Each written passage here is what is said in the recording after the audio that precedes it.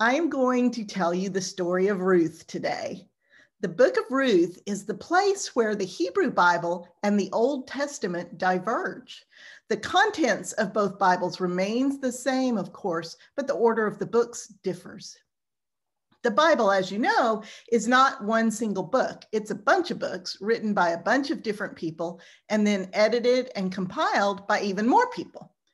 The original scrolls were lost to the mists of time long ago. All we have now are copies of copies of copies, literally thousands of fragments and scrolls that scholars compare and piece together. These experts work together to try to figure out which fragment or scroll might be closest to the original. You might ask, well, why don't you just carbon date the fragments and be done with it? Well, since we're working with copies of copies, the question becomes not which copy is the oldest, but which copy is most likely to have been based on an older, more reliable original. In the early Middle Ages, after the fall of the Roman Empire, this is around the time of Charlemagne, a school of Jewish scribes and scholars became famous for how meticulously they copied scrolls. They came to be called the Masoretes. Back then, people who copied scrolls got paid by the line because they were mostly hired to copy poetry. But the Bible, as you know, is mostly prose. So instead of counting lines, the Masoretes started counting letters. This ended up making their copies super accurate. They weren't perfect, but they were a lot better than most. Also, up to that point, Hebrew was written entirely in consonants. Often, the only way you could tell the difference between words was by context. You can imagine how confusing that could be. The Masoretes added vowel points, marks for punctuation and stress or accent, and notes in the margins. That was a huge help. These supplemental markings and notes are called the Masorah, and that's why this group came to be known as the Masoretes, and their work came to be called the Masoretic text, MT for short. I call it the mother of all texts for the Hebrew Bible, MT. So you can see why the Masoretic text became the authoritative source for the Hebrew Bible. It's still copies of copies of copies, but at least from the Middle Ages on, the errors were minimized as much as possible. There were, of course, many other schools of scribes making copies, and scholars nowadays use all of their work to come up with their very best guess as to what the original manuscripts probably said. It's a blend of science and technology, and knowledge of history and linguistics, and understanding of the broader cultural context.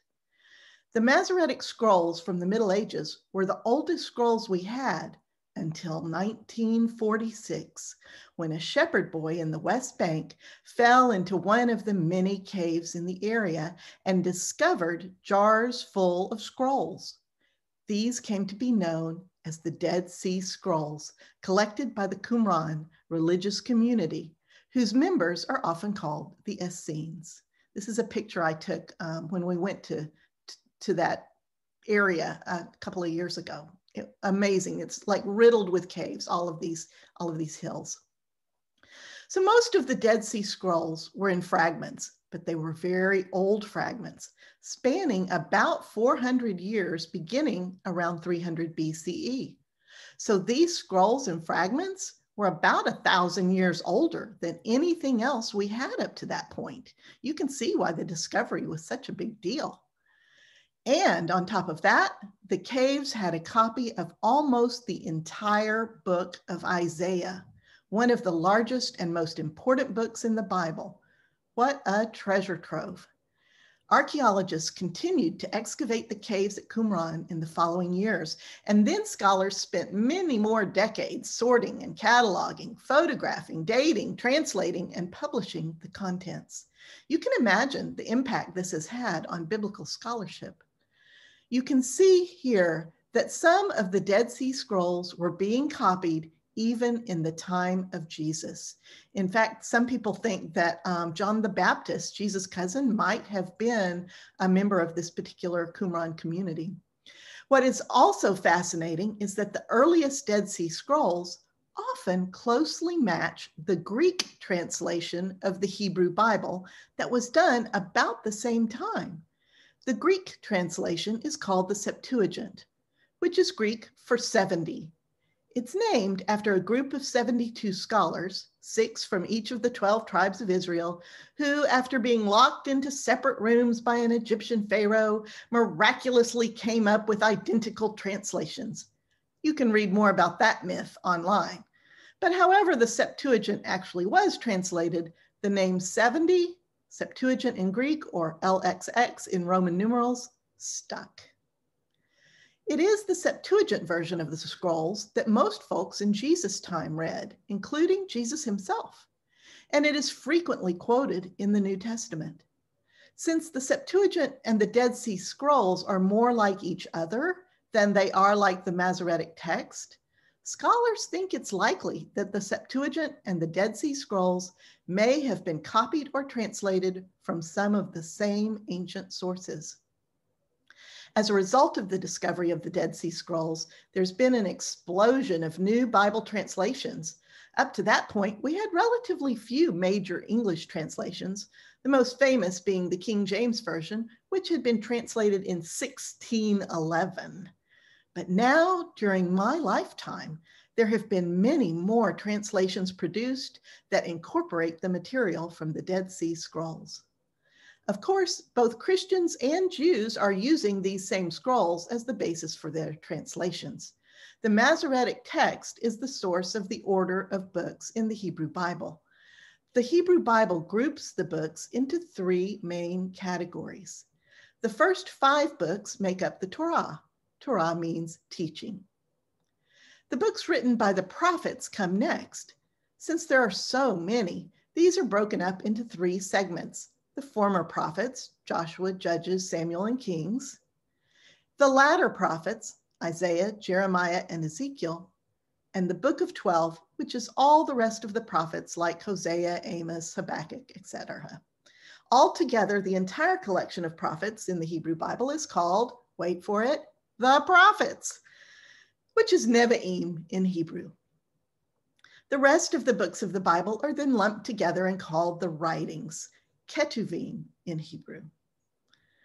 The 3 sections, Torah, Nevi'im, and Ketuvim, are known by the acronym of their first letters, T-N-K, or Tanakh.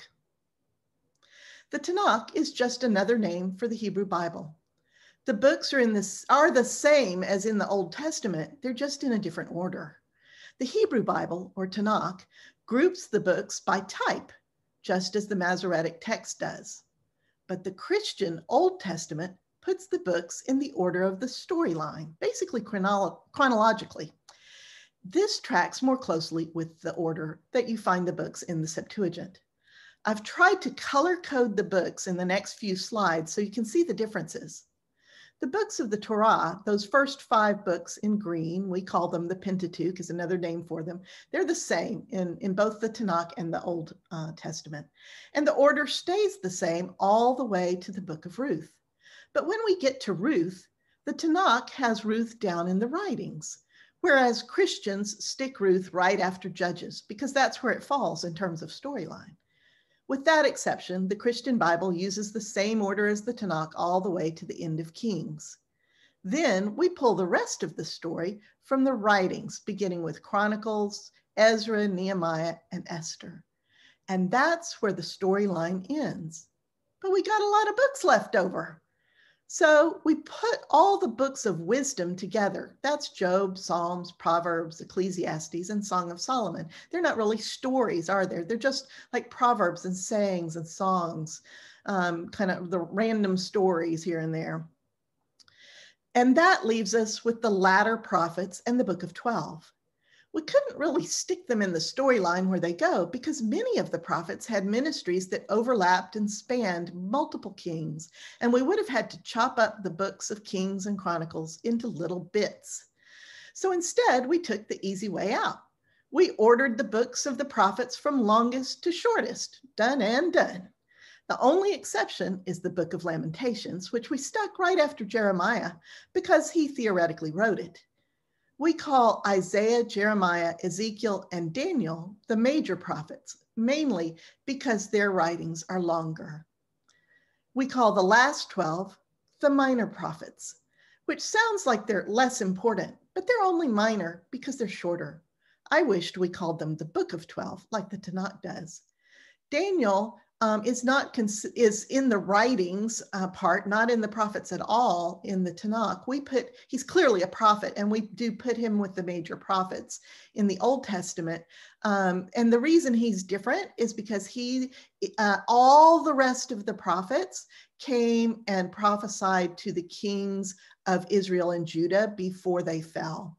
Ezekiel spanned that time period with some of his prophecies in exile, but Daniel was wholly a prophet in exile. So his prophecies were later, and they were not actually to the kings of Israel and Judah. In this class, we're rambling through the Bible as a story. So it makes sense to follow the Old Testament order rather than the order of the Tanakh. As we go along, I'll be pulling in material from the various prophets as they come up in the storyline, rather than waiting and doing them as separate classes. We did that last week when we pulled in Hosea. That's how we'll do all of the prophets.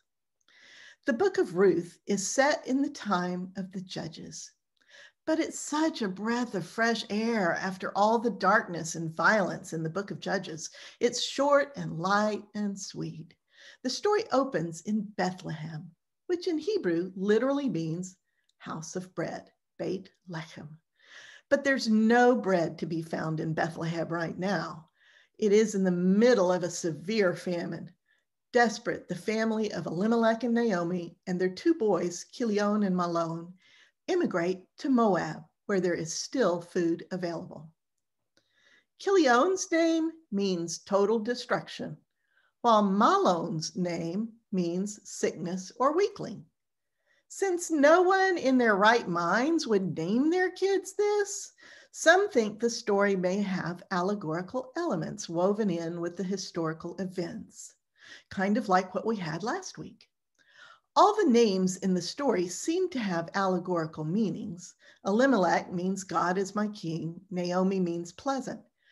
But I don't see a major allegorical parallel or message beyond these names. They seem to be added for emphasis to make sure we get the point. So for our purposes, we're going to take the story at face value, not as an allegory. Only the names will be allegorical. While in Moab, both the boys marry. Elimelech dies, and then Gideon and Mahlon both die as well. Naomi, of course, is devastated. All of her men gone within 10 years. In her suffering and confusion, Naomi decides to return to Bethlehem. She wants to go home. Her two daughters-in-law, Orpah and Ruth, have of course been living with their husbands in Naomi's household, so they'll be homeless widows when Naomi leaves. They decide to accompany Naomi back to Bethlehem. But Naomi urges them to stay in Moab and to return to their parents' homes. Orpah, whose name means nape of the neck, turns around and heads back to Moab. But Ruth, whose name sounds like the word for friendship, refuses to leave Naomi. Her pledge is one of the most beautiful statements of love in Scripture. Where you go, I will go, and where you dwell, I will dwell. Your people will be my people, and your Elohim, my Elohim. Where you die, I will die, and there I will be buried. Not even death will separate us. Since Ruth grew up in Moab, she would have been taught to worship Chemosh or Molech. But remember that in the ancient Near East, the ANE, gods were tied to the land. So if you moved to a different land, you would worship the god of that land. So when she said she will worship Naomi's Elohim, Naomi's God, Ruth is saying she's prepared to do even this. When they finally make it to Bethlehem, they're met by the women of the town. This is such an unusual detail, and it comes up again at the end of the story. The women of the town, and indeed the women of the whole story, are highlighted as important and as having significant influence and agency. I find it fascinating that such an ancient text as the Bible is so consistent in its portrayal of the value of women, even in a society where their lives are controlled by men.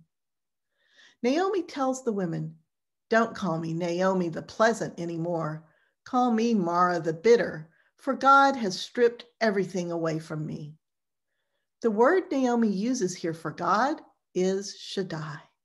And if you remember our work in class 4 in the study guide, we discovered that every time God is called Shaddai, it is in reference to his blessing and abundance, and is an image of a mothering, nurturing God. So here she's saying, Shaddai has fallen down on the job. Shaddai, who should have been showering blessings and fruitfulness on me, has left me devastated and bereft. Even though Naomi and Ruth still have Elimelech's land and at least have a roof over their heads, they're in danger of starving. Food is now plentiful in Bethlehem, but there's no way for the two widows to earn a living. The barley harvest is starting, though, so Ruth begs Naomi to let her go glean in the fields. How it works is that the owner of the field has strong hired hands to sickle the grain. Then his servant girls follow along behind and pick the grain up and bind it into sheaves so it can be carried to the threshing floor. The girls, of course, will always miss a few stalks of grain, and the law instructs them to leave those stalks on the ground for the poor to pick up. The picking up of the leftovers is called gleaning. The problem is this: the men obviously cannot harass the master's servant girls, but apparently there is danger that a good-looking, defenseless woman trying to glean might be fair game. Naomi is very concerned for Ruth's safety, but if they don't do something soon, they'll starve. So she reluctantly gives Ruth permission to find a field and glean some barley for them both. The next day, Ruth heads out early in the morning, and finding a field that is being harvested, she falls in behind the servant girls and begins gleaning. Now, Ruth is apparently a beauty, and she's a poor and unprotected widow, so she's already vulnerable. But there's even more risk here. Back in Deuteronomy 23, when Moses was giving the law to the people, he said the Ammonites and the Moabites, the descendants of Lot, should be excluded from the community for 10 generations for their role in preventing the Israelites from entering the promised land. As a Moabite, Ruth is a member of a despised enemy nation, and she's living in a community that is only tolerating her for Naomi's sake. So she keeps her head down and works hard, trying to avoid notice. But she's noticed nevertheless. The foreman notices her. He leaves her alone, but when the owner of the field shows up and asks who that girl is, the foreman tells him, "She's that Moabite who came back with Naomi. She's been gleaning here all day." Now, Bethlehem is a small town. Everybody knows everybody else. So the owner knows Naomi and is aware of the rumors flying around town about Ruth. You see, it's something of a scandal that Naomi has brought a Moabite woman back with her. But people have begun to notice Ruth's utter devotion to Naomi. The owner is named Boaz. He's apparently an older man, well respected in the community, and described as a man of strength and valor. He approaches Ruth and says, "I've heard of your faithfulness to Naomi and your courage in coming here. May the Lord bless you abundantly for what you've done.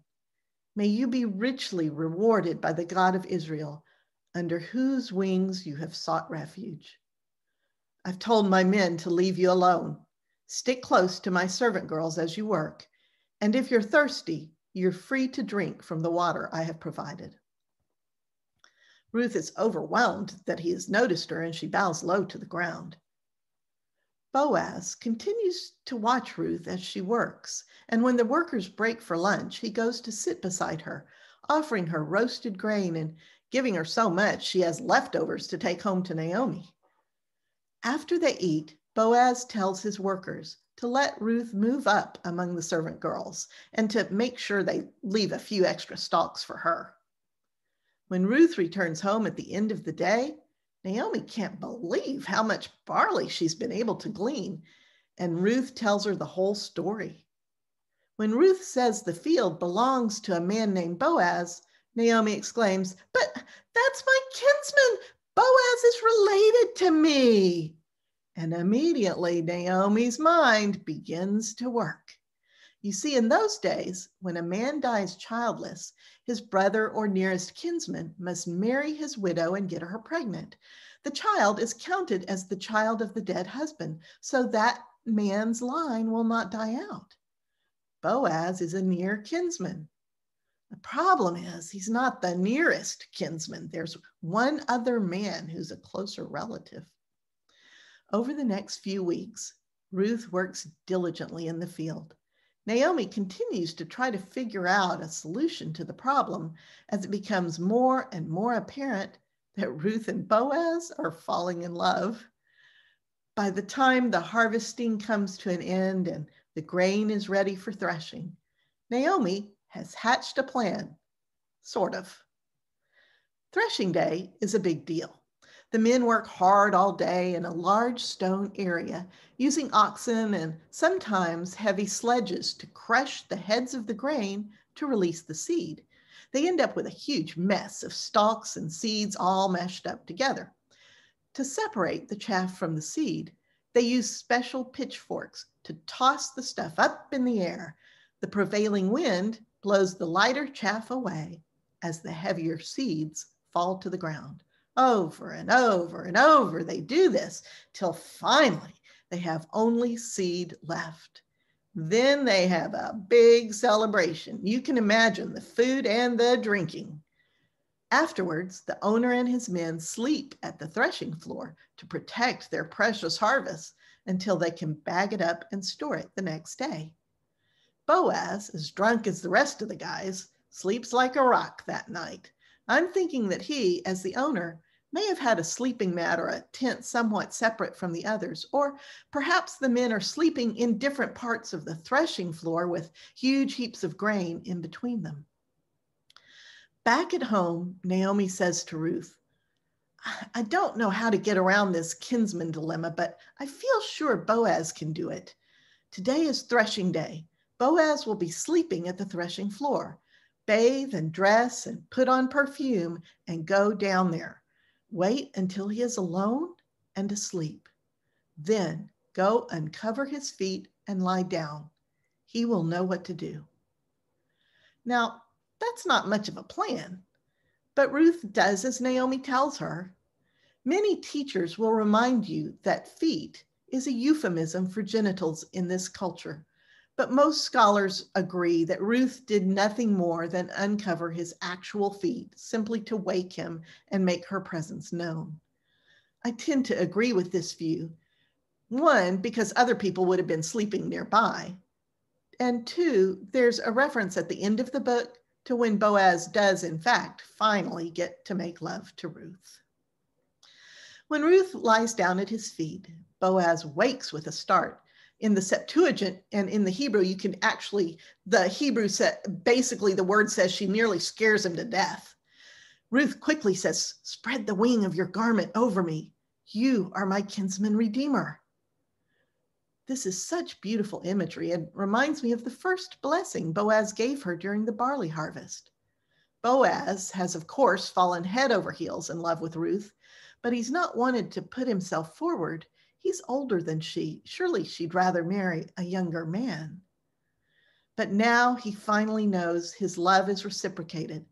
Ruth wants him as kinsman redeemer, not someone else. His heart explodes with joy and he promises to go tomorrow to speak for her hand. But for now, he begs her to stay with him. It may be their only night together, for who knows whether the other kinsman will take Ruth to wife, as is his right.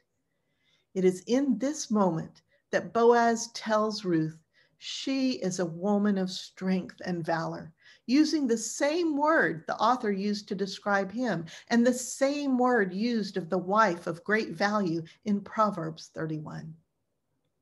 There is no evidence in the text that anything untoward happens between them that night. In any case, they rise early in the morning before anyone can see them. Boaz gives her a gift of barley to give to Naomi and sends her home while it is still dark. Naomi, of course, is waiting on pins and needles. When Ruth tells her what happened, Naomi says, well, now we sit and wait. Boaz will surely take action today. Early that morning, Boaz goes to the city gates, as the important men and elders of the city do each day to conduct business and settle disputes. When the other kinsman arrives, Boaz calls him over and tells him he must do his duty under the law. He must purchase Naomi's land to keep it in the family. Well, the man readily agrees to do this. Then Boaz reminds him that if he does so, he must also marry Ruth, the Moabite. Yikes, the man is not at all prepared to marry a Moabite. It will corrupt his line. No way, Jose. So the man decides to vacate his right as kinsman redeemer. Deuteronomy 25 says in a case like this, the spurned woman is to remove the man's sandal in the presence of the town elders and spit in his face, and he's to be shamed for not doing his duty. Of course, over the years, this has become more of a formality, though it's still practiced even today in some Jewish communities. Nowadays, the court keeps a special sandal just for this purpose, and the woman spits on the floor instead of in the face of her brother-in-law. Once the ceremony is done and witnessed, the woman is considered legally free to remarry. In accordance with the tradition of their day, Naomi's kinsman takes off his own sandal and hands it to Boaz, relinquishing his right to the land and to Ruth. Boaz, in the presence of the elders, accepts the sandal and proclaims his intention to marry Ruth, and the elders and all the people watching bless the coming union of Boaz and Ruth. Boaz and Ruth marry, and it says when Boaz finally does make love to her, the Lord blesses them, and Ruth conceives and has a son. Naomi rejoices, and as she holds her grandson on her lap, it is the women of the town who name the child Obed. He becomes the grandfather of the great King David. Ruth is the second woman we find listed in the genealogy of Jesus in the Gospel of Matthew. Rahab of Jericho was the first. Ruth is a big deal then. Was it her faithfulness, her courage? It doesn't say. She was certainly despised and rejected as a Moabite in Israel. Perhaps that is what makes her great in the kingdom of heaven. This is a story that has lots of imagery, and we find the imagery echoed in the story of God's love for us, and even in Jesus' own story 1,000 years later. There's a special word for that kind of imagery. It's called typology.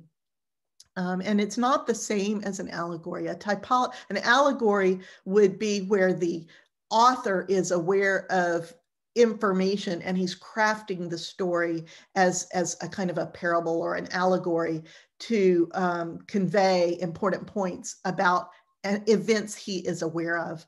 Typology operates from the other direction. It looks backwards. So this is an example. It would be where we look backwards from our knowledge of Christ and look back, say, to the tabernacle and see lots of parallels between Christ's function in the Christian theology and the way the tabernacle functioned for the Hebrews. So typology is from the future looking backwards.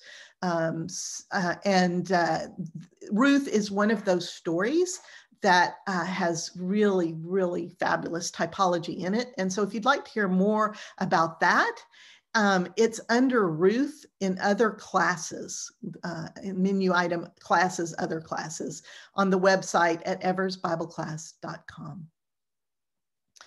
So today in our breakout sessions, we're going to pick up another tool for our backpack. It's a light and easy tool, just as this story is light and easy. So have fun with it. It's not, you won't, I think I have like 3 pages of stuff in the study guide. So you can't do every single one. Just pick out, what catches your eye and what makes you think. This one should have been light and fun, and right now feel free to make comments about what struck you in the questions or in this new little tool, or anything about the story of Ruth itself, or even about that first part of the lesson where I gave you a little bit of information about how our Old Testament actually came to be the way it is in our hands.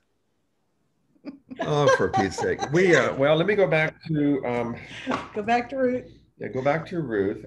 The thing that we enjoyed about Ruth, a couple of things, and what I enjoy about what we do on these Thursday mornings, Gail, is that it gives us time to ponder, just to kind of think through, what it could have, should have, just kind of let your imagination run. And so with Ruth, what we came up with as a group was she was loyal, not just to the person, but everything that Naomi stood for. She was loyal to her history. She was loyal to her ancestry. She was loyal to her location and where she wanted to go back to. It wasn't like she was just picking and choosing parts of Naomi that she wanted to be a part of. She was completely committed to her to the day of her death. And to me, that says, and Andy brought this up, that Naomi must have had an incredible storyline and personality that would really bring God out to the surface. Honey, how did you put that? She made God real to her, and just who Naomi was and what she did. And we also brought out other points, because it was like a total surrender. Yeah. And it was a beautiful expression of true love and devotion. And we were thinking, well, I wonder how come she was the one that stayed with Naomi and the other didn't. And there could be nuances of personality. And so we tried to find out who was married to who, but couldn't, but even when we looked at that, like Malon was the sickness and the weakling. And maybe that was something they grew, bonding through his sickness. Because the other one said total destruction. It might've been just a quick, terrible disease overtook them. And so the bonding didn't, come. And then there's personalities. I mean, we don't know. We were just, thinking. It's all your fault. Yep. It's fun, huh? There's so many layers to these stories. It's true. I think I don't mean this to sound bad, but I think in our group, when we looked at this, when you talk about, we'll just have fun to ponder, we were looking for the right answer. And so I think we made it. Of course you were. Not me. I threw out a disclaimer. I wasn't feeling well, but I think we all did. It was just like, well, but this and this. And I mean, so we had fun looking at all aspects of them. Why don't you share a few? Well, okay. So the serpent. And I don't know if anybody else in my group wants to share from that, but we had kind of a few twists and looks on that Ross, or does anybody else want to share what was said in that? Because my take was that his words were used for trickery, and it's a theme we've seen, in the Bible and throughout. And Ross said that, he was the shrewdest, and we talked about how that means you're wise enough to manipulate. And somebody else shared that the devil was there from the beginning. So we just kind of went all around the aspects of that. So now you can give us the answer. No, it's really not intended to be an answer. I know that. So the whole point, I know that. So you're being facetious. Also, I don't know if it was Ellen or Erica brought up that it kind of normalizes doubt. Oh, yes. Ooh, yeah, too. Normalizes doubt, because he creates the doubt and I don't remember which one of you it was that said it, but I had that written down. I don't know why I didn't say that. Sorry. Yeah, it's part of us. Doubt is part of who we are. To me, the serpent represents the voice that I hear in my head that is the trying to trick me, trying to make what is false look as if it's true.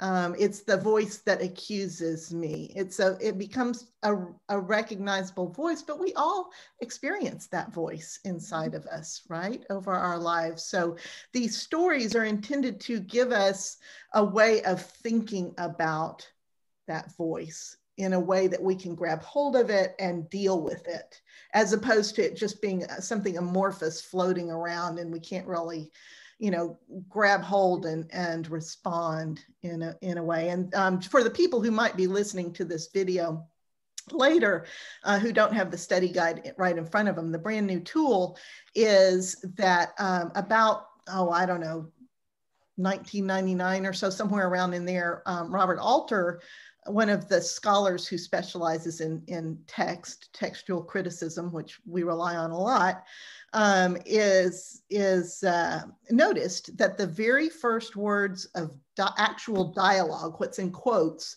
that a biblical character says alone, that often gives a clue as to their main character flaw, to a major event that they are central to, or occasionally to a character strength. So that was, we were just examining some of those today.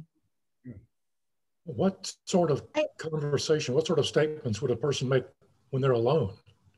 Well, no, what I meant was when they speak by themselves. For example, in the story of Ruth, the dialogue is reported between Naomi and the two girls. And the two girls respond, blah, blah, blah, blah, blah. But it's when Ruth speaks to Naomi for her, as in herself, by herself, without Orpah, is what I meant. Mm-hmm. I have a question that I don't know if you know or not, but this just brought it into my head. Why is a snake used as the character? Do you have any ideas? Well, yeah, I do have a couple of ideas. One is, I don't know what the author had in mind when they used the word for serpent. There are two words for serpent typically used. One is Nahash, which is like a snake, and the other is seraph, as in seraphim, which is that more dragon royal kind of thing that we were talking about. And actually, I personally think that the two words are used in contrast on purpose in this first story in Genesis, in Genesis 1, 2, and 3, that the whole that's the creation stories and the temptation story in 3. And I believe that the author intentionally used Nahash, forgive me if I get this wrong, but I'm pretty sure that the author used Nahash when talking about the serpent in the conversation with Eve. But at the end, when God protected the Garden of Eden, God put a seraph there at the door. Okay. And I think the words are used as an intentional contrast of the relative power of the two. That's my personal opinion. One of the ones that we looked at in our group was Deborah, where she, what I said was, for a core attribute, I said, well, she was definitely a decision maker. And Ross said, well, he thought she was awful bossy. Ross, your petticoat showing. I thought that was pretty funny. Well, yeah, she is. But then again, she's just sitting there under a tree and people come to her and say, what do we do about this? She tells them. Yes. And so that was pretty good. That's an interesting reflection on our gifting. Yeah. That very often, our gifting, as we've begun to discover in these classes, our gifting is something inherent within us, and it operates period in our lives, whether we realize it or not. And we put it to godly use or not, but it is there. And so if you are a leader, if you are say an empath, if your gifting is in some sort of ministry, people will come to you. People, if you are gifted as a leader, people are going to follow you whether you ask them to or not, right? If your gift is in ministry, people are going to come to you. If your gift is in healing, people are going to come to you. So it's I don't think she, like you said, she was just sitting under a tree. It reminds me of the time I saw Kathryn Kuhlman. Many of you will not be old enough to know who that is, but Kathryn Kuhlman was a faith healer, but she didn't go out and, you know, lay hands on people and heal them. What she would do is she would stand up and she would pray and just pray for God's presence, the Holy Spirit, to simply come into the room. And she would preface it by saying, you know, I am not doing anything myself and I don't heal people. She said, but people have noticed that often when I pray, the people in the room experience healing. And she said, if that happens to you, you know, come down and let us know what happened. And that, the Holy Spirit in the room was powerful. And that made a huge impact on me because it rang so true with what I knew God was like. That her stance of humility, of being self-effaced, was so like Moses, you know. It was, it's not about me. And then while I was there, of course, you have all the people and, you know, who come up and say they've been healed, and you wonder, you know, I'm not dumb. I don't want to be manipulated, you know, or were they planted, whatever. Until I saw a 2-year-old. Until I saw a 2-year-old whose mother brought him up because he had been unable to walk. And he was walking around that stage in absolute awe at his feet. He was looking at his feet walking, you know. Yeah, trickery with a 2-year-old. Right. Yeah. You know. What's her name again? Kathryn Kuhlman with K's, Kuhlman, Kathryn with a K. You know, I like, Gail, when you said that this has to do with gifting, because our core attributes, things that God gives us, and then it's how we use those.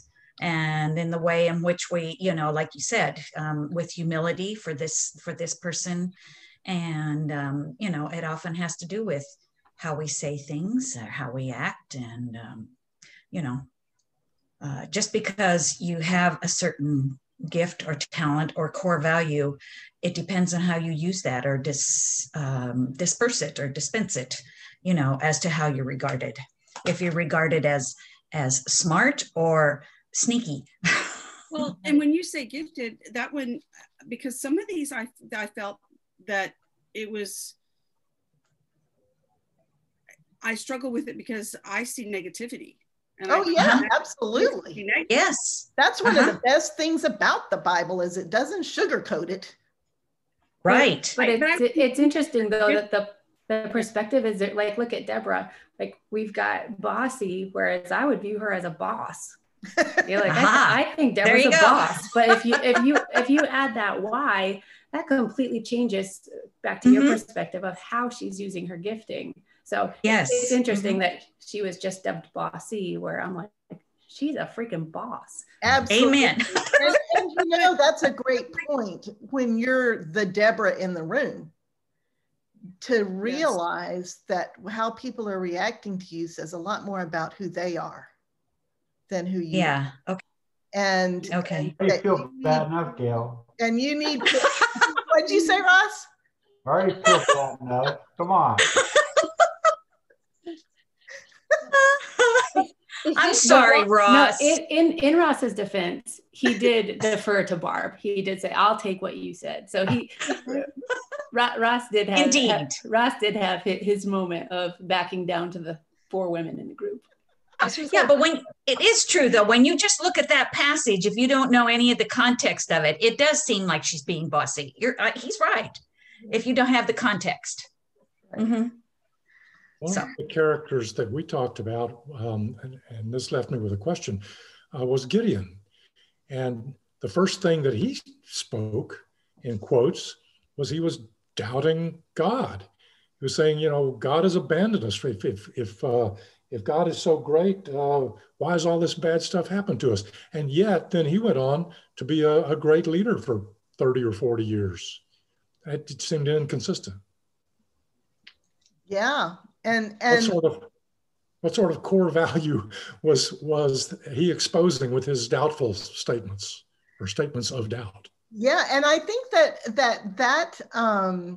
I found it interesting that he was that was his first thing that he said, and the thing that I associate most with Gideon is his fleecing of the Lord.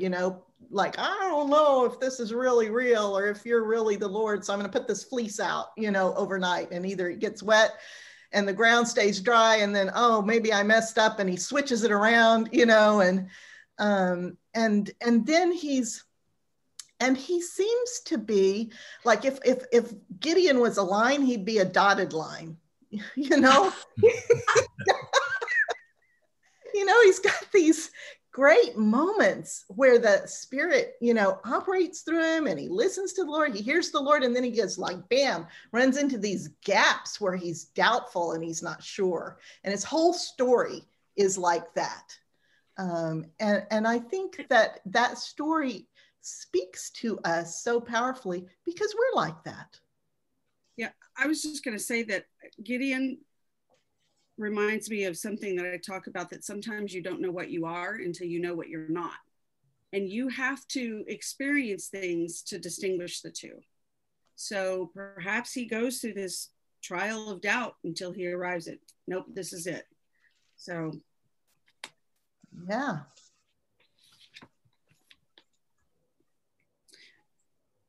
Was well put. Thank you. Yeah. Okay. I like how he has those little moments that he's strong, he's sure this is gonna go this way, and then he's like, oh, maybe I'm not so sure, because that makes me feel better when I'm doing something and it's like, okay, God wants me to do this, so I'm gonna do this, but oh, what if I mess up? Or, oh, did I mess up? Because we all have those periods in our lives of doubt and then not being strong. Well, and it's not only that Gideon's doubting God, he's doubting himself. Yes. Because later on, like when Gail was talking about the situation with the fleece, he's doubting himself, so that is, which we brought up about something else, about the serpent, I don't know, whoever it was, about, that's part of us. Well, when I hear that, I get excited of realizing here is this person in the Bible who did this and it didn't face God. So it almost gives me permission to be in those moments of, I have this incredible, amazing, loving God who doesn't even bat an eye when I am going through these moments of doubting or questioning him. Like it seems when I read that, it gives me hope of like, God embraces that part of us too. So. Absolutely. What other characters did y'all pick out? Well, the easier one was let there be light. Who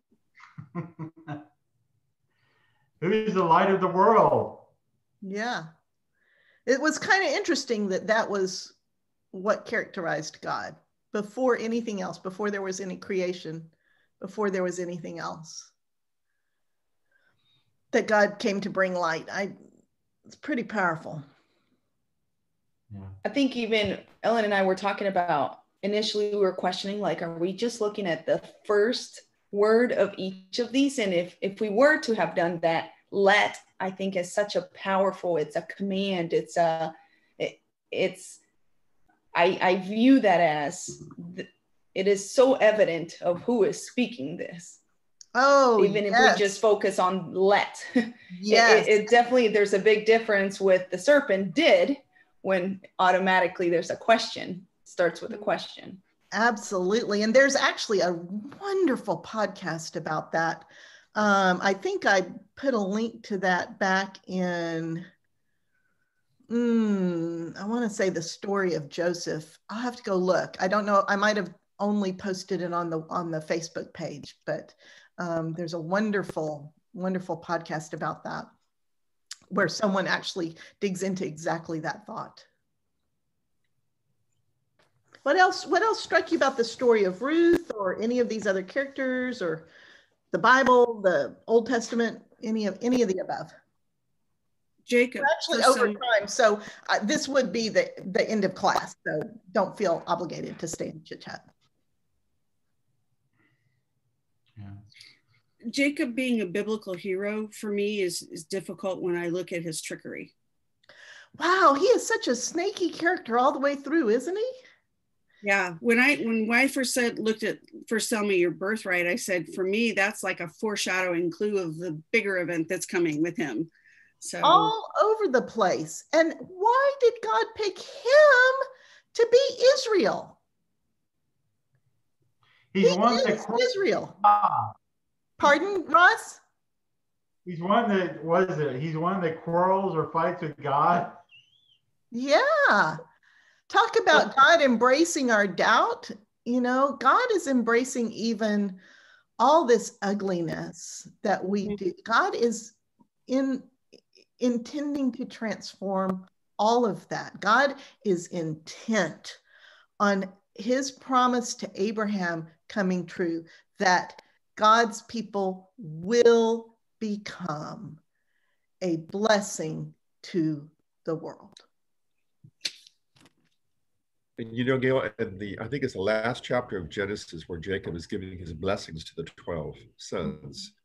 The Jacob that you see there, and the Jacob you see 15 chapters before, not the same guy. He's been totally transformed. He's had to work through so many issues. He thought he lost one, if not two sons. You know, this whole process with Joseph in Egypt, and the man was a broken man. In many ways, much older than he was a cocky man when he was much younger. And you could see the transformation happening throughout those pages. A man who was being tested and time tried by his allegiance to the Lord and by his allegiance to his family. Absolutely. And raising 12 teenage sons will do that to anybody. Good luck. Well, and it's like when we were talking about doubt, that, you know, when I look at the quote biblical heroes and I look at how, well, imperfect they are, that they're just humans. And then I realize there's hope for me.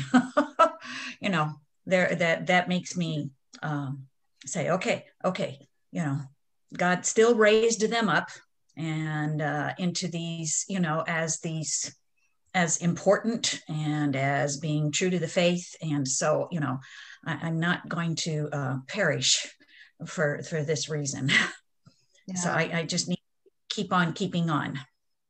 And that's I just want to say, of course, God can examine the heart, but you know, we shouldn't forget that God also has the he's not limited in the linear time frame that we are. You know, so. What do you mean by that, Ross? You know, quite honestly, God knows how everything plays out. No. I mean, even though we have free will, he knows how everything plays out. And so, you know, he, you know, I don't know how best to put it, but of course, God, like I said, he can examine the heart, but also, I think that knowing, you know, not having the limitations of time, he can know what is the best, or who is the best course of action. I don't know. I think that this is a great time to, if I haven't shared this already, this would be a great time to explain to you the concept of time in the Bible. For the Hebrews, that we in the Western world, as Ross said, think of time linearly. We have a past, a present, and a future. But the concept of time to the Hebrews is more of a pretzel. Mm.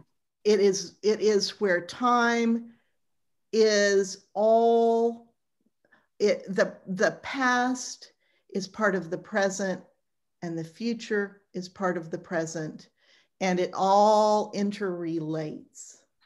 So the Hebrew does not have the same sense of tenses that we do. You know, there's an idea of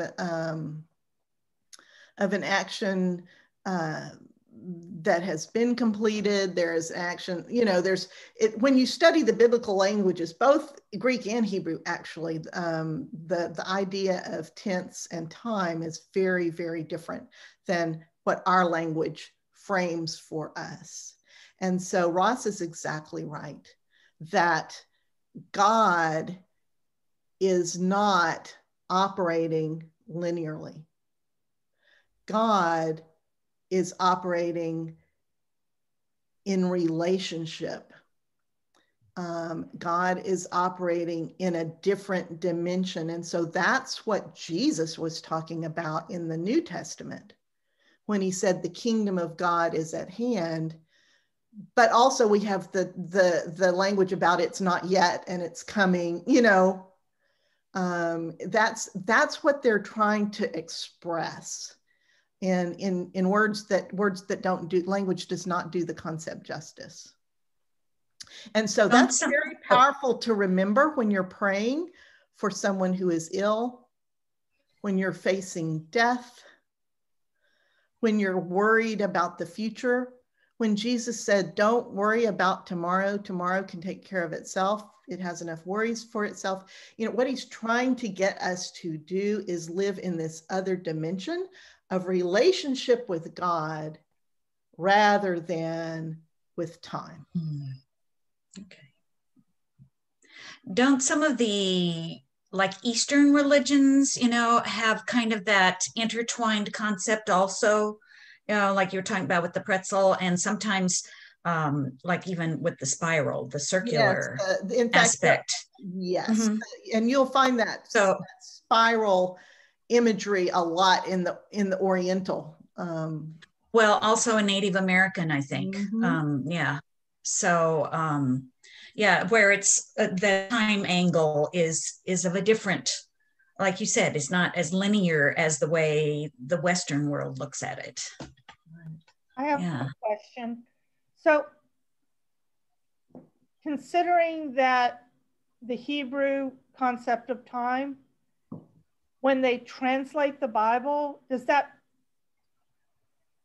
going to give us stumbling blocks as we go through reading some of this? Yes, certainly when we get to the prophets, you know, it can be hard to understand what they're saying unless you actually have done the work that you guys are doing now to really understand the context leading up to and including their times. Knowing that context makes it very much easier to parse out what parts of their prophecies have to do with what's immediately going to happen, what parts of their prophecies have to do with, you know, what will be farther into the future. So yeah, I mean, I think it's not just time, it's any time that we're translating one language to another, especially an ancient language from an ancient context to another, there's going to be stumbling blocks. Well, and so what we're trying to do is eliminate as many of those as we can. We can't eliminate them all. Thank you. Did that answer your question at all, Julia? Is that what you meant? Yes, I'm just trying to think, you know, when they translated into, I guess, Greek or whatever the other translation was, how that would have affected the writings that we now have that were later translated. It absolutely would affect it because the translators have to pick a tense. Okay. Yeah. And not just that, I mean, it goes a lot into, you know, what do I take figuratively? What do I take literally? Right? The good old, a day is like 1,000 years and 1,000 years is like a day. You know, there and are even the some word things that day. allude. Yeah, there are things that allude to days in the Bible, and you might take that and work that into, well, if I say that, if I count that as 1,000 years, well, I might be able to pull that forward into the future and make a assumption about, you know, for example, end of days. Right. So we have to be very careful. And that's something I would like you to take away with you. It's not exactly a tool, it's more of a perspective. And that is that we need to not hang our hats on a word or a phrase, that we need to be taking all of these stories together and letting them put layer after layer after layer on our understanding of who God is and how God works, of what's important to God and what might not be so important to God. And use that understanding as our lens, our hermeneutic, as we grow and mature in this, to use that understanding of God, what is baseline about God, that we have come to know from story after story after story, and use that in how we take on board the next story or the theology that someone's trying to throw at us. Right. Let me ask you, Gail. I think I've heard it said, if something is repeated, especially with numbers, if it's repeated in the Bible, you can take it more literally than figuratively. I don't know that I would say that. What I would say is if it's repeated, it's being given emphasis. That was their way of doing bold typeface. Okay. And also there are literary constructs. You'll very often in the Bible, you will say, you know, for one day this, for one person this, and then two persons that, and then three persons that. They do like a stacking of often in their poetry, you know.